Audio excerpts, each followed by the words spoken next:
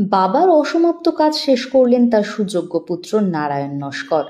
রাজপুর সোনারপুর পুরসভার ৩১ নম্বর ওয়ার্ডের লস্করপুরের বাসিন্দা নারায়ণ তার প্রয়াত পিতা রতিকান্ত নস্কর শুরু করেছিলেন এক মহৎ উদ্যোগ, নিজের এলাকার মানুষের জন্য এক দেবালয় নির্মাণের কাজ। কিন্তু জীবদ্দশায় সেই কাজ শেষ করে যেতে পারেননি তিনি। আজ বাবার স্মৃতির উদ্দেশ্যে সেই স্বপ্নকে বাস্তবে রূপ দিলেন নারায়ণ। নবনির্মিত এই মন্দিরে একসাথে অধিষ্ঠান করছেন কালী, শিব, রাধাকৃষ্ণ ও শনি ঠাকুর।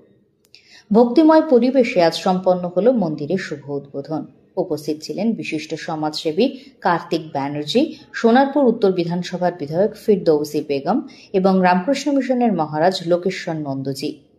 দিনভর মন্দির প্রাঙ্গণে চলছে নানা আয়োজনে ভক্তির উৎসব, কম্বল বিতরণ, সাংস্কৃতিক অনুষ্ঠান, বাউল গান, পুজো, হোম, যজ্ঞ সব।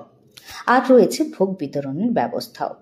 বাবার অসমাপ্ত স্বপ্নকে পূর্ণতা দিলেন নারায়ণ নস্কর, যেন প্রমাণ করলেন ভক্তি শুধু মন্দিরে নয়, থাকে ভালোবাসা ও স্মৃতির বন্ধনে।